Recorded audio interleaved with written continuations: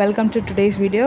Today's வீடியோவில் நம்ம என்ன பார்க்க போகிறோம் அப்படின்னா, டாகிள் எஃபெக்ட் எப்படி HTML, CSS and JavaScript use பண்ணி பண்ணுறது அப்படின்றது தான்.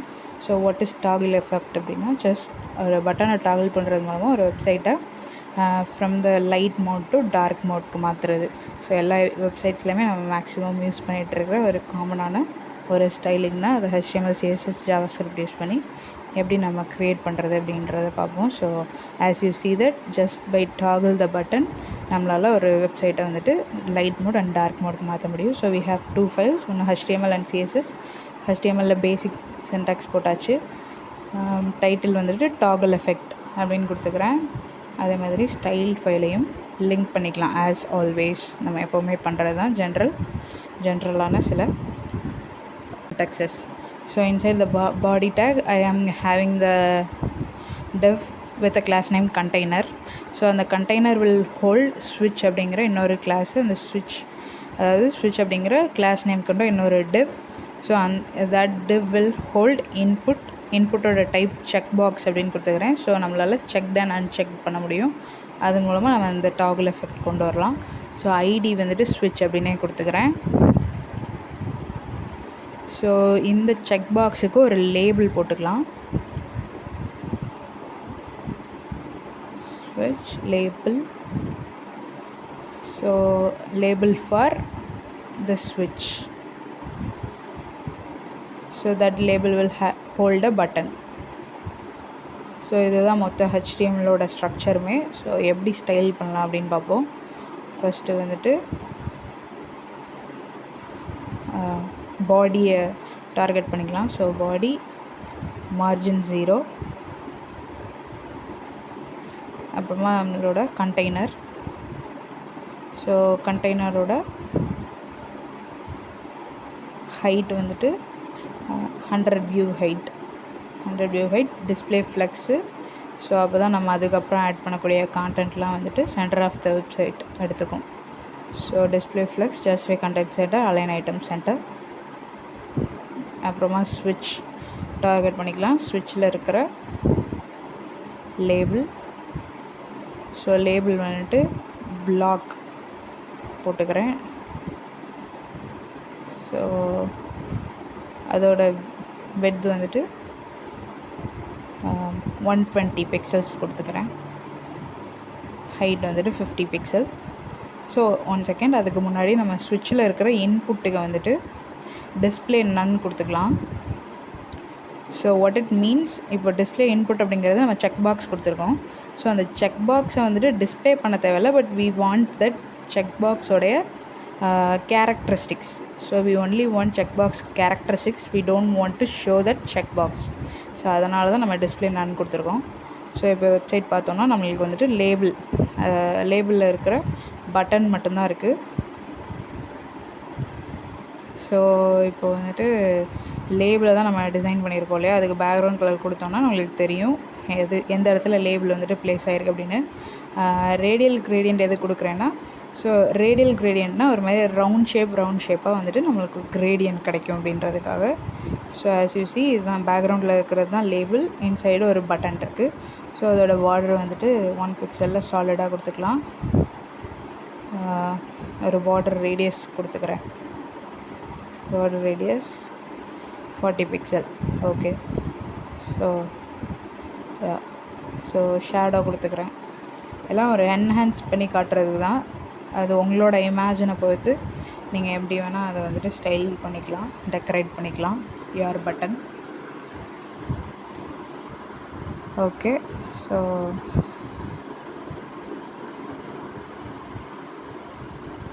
கர்சரையும் பாயிண்டர் ஆக்கிக்கலாம். அப்புறமா ஸ்விட்சில் இருக்க லேபிளில் இன்சைடாக இருக்கிற பட்டனை டார்கெட் பண்ணிவிட்டு, ஸோ பட்டனோட விட்த் வந்துட்டு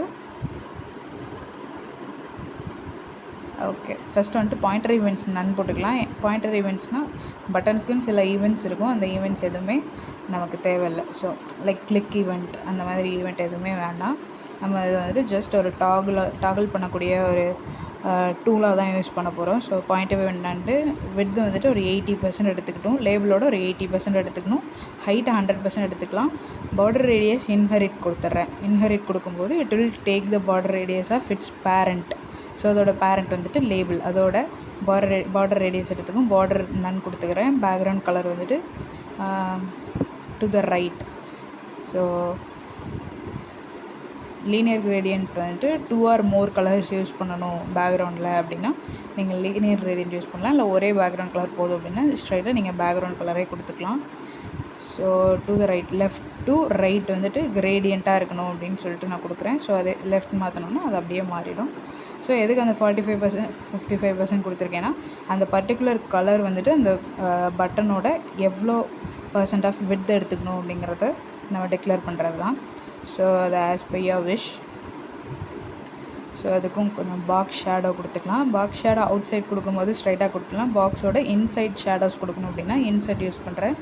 ஸோ இதில் வந்துட்டு ஃபஸ்ட்டு இருக்கிறது டாப், செகண்ட் இருக்கிறது ரைட்டு, தேர்ட் ஒன் வந்துட்டு bottom, fourth one left. So ஒரு சப்டிலான ஒரு கலர் கொடுத்துக்கலாம்.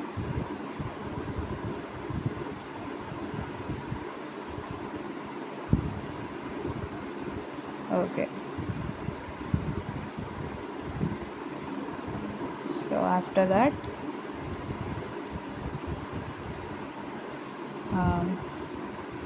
டிஸ்பிளே ஃப்ளக்ஸ் கொடுத்துக்கிறேன். ஏன்னா அதுக்கப்புறம் ஒரு சில கான்டென்ட், ஒரு ஓ மாதிரியான ஒரு ஹைஃபன் மாதிரியான ஒரு சின்ன கான்டென்ட் ஆட் பண்ணணும். இந்த கான்டென்ட் வந்து சென்டராக இருக்கணும் அப்படின்றதுக்காக display flex and justify content online items எல்லாமே சென்டர் கொடுத்துக்கிறேன். ஸோ இப்போ சென்டர் டிவ் அப்படின்னு சொல்லுவாங்க. ஒரு டிவ் சென்டர் பண்ணோன்னா இந்த மாதிரி டிஸ்பிளே ஃப்ளெக்ஸ் கொடுத்து ஜஸ்டிஃபை கண்டென்ட் அலைன் ஐட்டம்லாம் சென்டர் கொடுத்துட்டிங்கன்னா அந்த டிவ் வந்துட்டு அதோட வெப்சைட்டோட சென்டர் எடுத்துக்கும். ஓகே. ஸோ இப்போ வந்துட்டு நான் லேபிளோட பட்டனில் பிஃபோர் அண்ட் ஆஃப்டர் வந்துட்டு டார்கெட் பண்ணுறேன். So what is before and after அப்படின்னா ஜூடோ எலமெண்ட்ஸ் அப்படின்னு சொல்லுவாங்க. ஜூடோ எலமெண்ட்ஸ் எதுக்கு யூஸ் பண்ணுறோம் அப்படின்னா ஒன்றும் இல்லை, ஸ்ட்ரைட்டாக HTML ஒரு எலமெண்ட்டை போட்டு அதை இங்கே ஸ்டைல் பண்ணாமல் பிஃபோர் அண்ட் ஆஃப்டர் யூஸ் பண்ணி அதோட பேரண்ட் எலமெண்ட்டோட லெஃப்ட் அண்ட் ரைட் சைடில் நம்ம ஒரு கான்டென்ட் வந்துட்டு க்ரியேட் பண்ண முடியும். அதுதான் சூடோ எலமெண்ட்ஸ். ஸோ சூடோ எலமெண்ட்டில் வந்துட்டு ஃபாண்ட் ஃபேமிலி பாப்பன்ஸ் போட்டுட்டு விட்த் வந்துட்டு 50% எடுத்துக்கணும். கான்டென்ட் வந்துட்டு ஓ அப்படின்னு கொடுத்துக்கிறேன். நமக்கு ஒரு ஸ்விட்ச் மாதிரியான ஒரு டிசைன் க்ரியேட் பண்ணுறதுக்கு தான், வேறு ஒன்றும் இல்லை. ஸோ அது கலர் கொடுத்துக்கிறேன். ஸோ ஃபாண்ட் ஃபேமிலி பாப்பன்ஸ் கொடுத்துட்டேன். But I didn't import the பாப்பன்ஸ்க்கான இம்போர்ட் லிங்க் வந்துட்டு ஆட் பண்ணல. ஸோ ஆல்ரெடி நான் இம்போர்ட் பண்ணி வச்சுருக்கிற லிங்க்கை காப்பி பண்ணி பேஸ்ட் பண்ணிக்கிறேன். சிம்பிளி எப்படி பண்ணணுன்னா கூகுள் போய்ட்டு கூகுள் ஃபாண்ட்ஸ் அப்படின்னு போட்டு இந்த மாதிரி பாப்பன்ஸ் அப்படின்னு போய் டைப் பண்ணிங்கன்னா you can get the font. அதில் கெட் ஃபாண்ட் அப்படின்னு இருக்கும். அந்த கெட் ஃபாண்ட்குள்ளே போனீங்கன்னா உங்களுக்கு இம்போர்ட் பண்ணக்கூடிய URL கிடச்சிரும். ஸோ அந்த URL காப்பி பண்ணி இங்கே பேஸ்ட் பண்ணி நீங்கள் ஃபாண்ட் ஃபேமிலி பாப்பன்ஸ் யூஸ் பண்ணிக்கலாம்.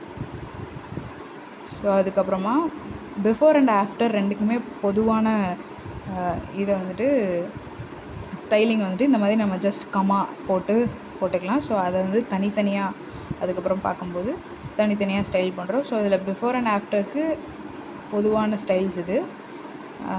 ஆஃப்டருக்கு மட்டும் போடுறப்போ நான் வந்துட்டு ஓவை மாற்றி ஹைஃபனாக மாற்றிடுறேன். அது மாதிரி பிஃபோரில் வந்துட்டு கலர்ஸையும் கொஞ்சம் ஸ்டைல்ஸையும் வந்துட்டு சேஞ்ச் பண்ணிக்கலாம். அப்போனா நமக்கு வந்துட்டு ஒரு நல்ல லுக் கிடைக்கும். ஸோ ட்ரான்ஸ்லேட் y-3 பிக்சல் எதுக்கு போடுறேன்னா அது கொஞ்சம் கீழே இருக்கிற மாதிரி அதை சென்டர் பண்ணுறதுக்காக. So x axis y axis மாதிரி தான். ஸோ வெர்டிக்கல் லைன் வந்துட்டு ஒய் ஆக்சிஸ்ன்னு அர்த்தம். ஸோ ட்ரான்ஸ்லேட் y-3 பிக்சல் கொடுக்கும்போது அது it will move it to the -3 pixels in y direction. So அதே மாதிரி அது கொஞ்சம் டெக்ஸ்ட் ஷேடோஸ் கூட ஆட் பண்ணிக்கலாம். ஸோ அது வந்து ரொம்ப அவசியமாக அப்படின்னு கேட்டிங்கன்னா இப்போ ஒரு சின்ன எக்ஸாம்பிள் பார்க்கலாம். ஸோ இப்போ நான் கொடுத்துருக்குற அந்த டெக்ஸ்ட் ஷேடோவை எடுத்துட்டேன் அப்படின்னா உங்களுக்கே தெரியும். ஸோ அது வந்துட்டு அவ்வளோ ப்ளசண்ட்டாக தெரில. ஸோ டெக்ஸ்ட் ஷேடோ கொடுக்கும்போது எந்த மாதிரி அது நம்ம கான்டென்ட்டை இன்ஃப்ளூயன்ஸ் பண்ணுது அப்படின்னு உங்களுக்கே தெரியும்.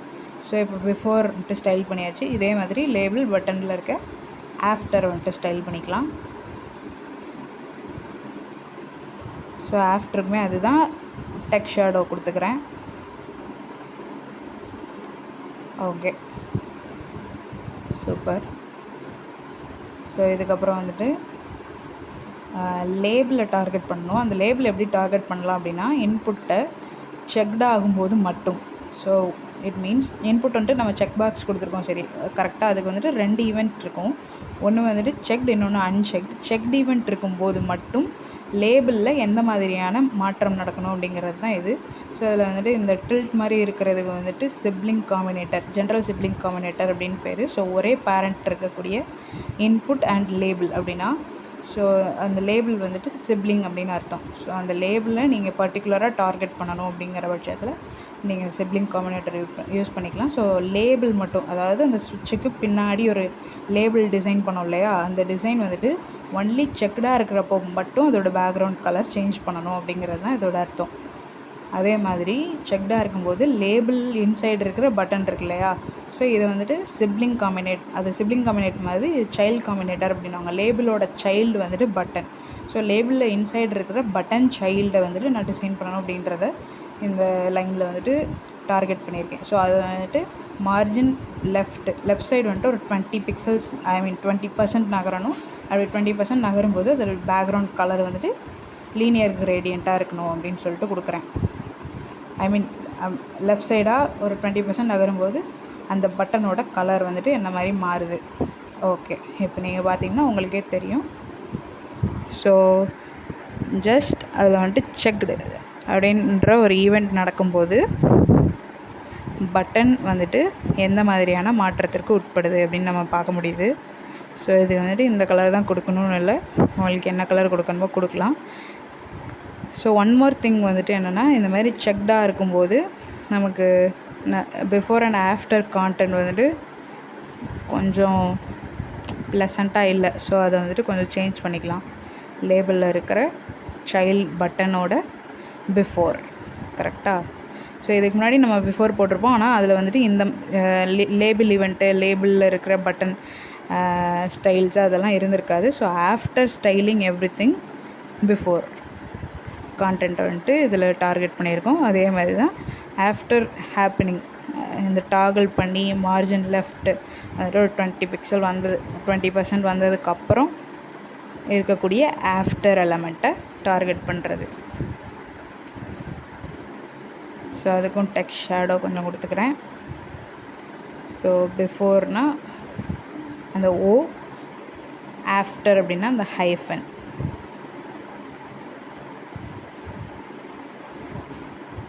ஸோ இப்போ பிஃபோர் கொடுத்த மாதிரியே ஆஃப்டருக்கும் கொஞ்சம் மாற்றிக்கலாம். அதுவும் பிளர்ரியாக ஆகிடுச்சு. ஸோ அதே தான், காப்பி பேஸ்ட், பிஃபோருக்கு பதில் ஆஃப்டர்.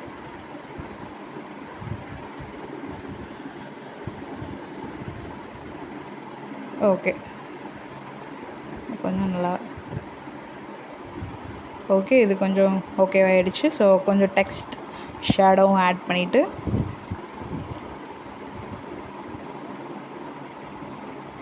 நம்ம அடுத்ததுக்கு மூவ் ஆன் ஆகிடலாம். ஸோ டாகிள் ஆகும்போது எந்த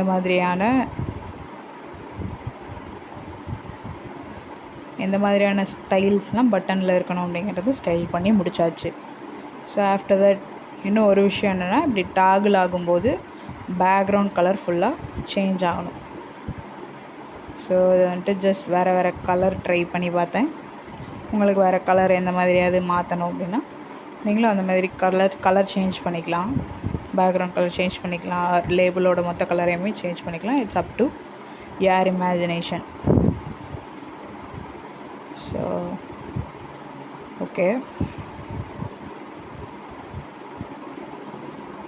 ஸோ லாஸ்ட்டாக ஒரே விஷயம். ஸோ டாகிள் பண்ணும்போது பேக்ரவுண்ட் கலர் மாற்றணும் அப்படின்றதுக்கு நம்ம ஜாவா ஸ்கிரிப்டில் தான் அதோட ஃபங்க்ஷனாலிட்டி போடுவோம். ஸோ அதுக்கு வந்துட்டு நமக்கு ஒரு சின்ன கிளாஸ் நேம் தேவை. ஸோ டார்க் தீம் அப்படிங்கிற ஒரு கிளாஸ் நேமை டார்கெட் பண்ணி பேக்ரவுண்ட் கலர் ஃபுல்லாகவே ஒரு பர்பிள் மாதிரி மாறுற மாதிரி, ஏன்னா நான் பட்டன் பர்பிள் கொடுத்துருக்கனால பர்பிள் கொடுக்குறேன். ஸோ அதுக்கப்புறம் ஸ்கிரிப்டுக்கு போயிடலாம். நீங்கள் ஸ்கிரிப்டை வந்து ஸ்கிரிப்ட் ஃபைலில் தனியாக பண்ணி ஸ்கிரிப்டை வந்துட்டு ஆட் பண்ணலாம். Or inside the HTML also you can script using script tags. So first வந்துட்டு நம்மளோட ஸ்விட்ச் ஐடி போட்ட இன்புட் இருக்கு இல்லையா, அந்த இன்புட்டை வந்துட்டு ஸ்விட்ச் இன்புட் அப்படிங்கிற ஒரு வேரியபிளில் ஸ்டோர் பண்ணிக்கிறேன். document.get element by id ஸ்விட்சு. அதுக்கப்புறம் நம்மளோட கண்டெய்னர் அப்படிங்கிற ஒரு வேரியபிள்லேயே நான் ஸ்டோர் பண்ணிக்கிறேன். So query selector. ஸோ நான் முன்னாடி ப்ராஜெக்ட்லேயே சொல்லியிருப்பேன், ஐடி போட்டிங்கன்னா வந்துட்டு நீங்கள் டாட் யூஸ் பண்ண தேவையில்ல. And also you can use get element by ID. But class name இருந்துச்சுன்னா you have to use the query selector.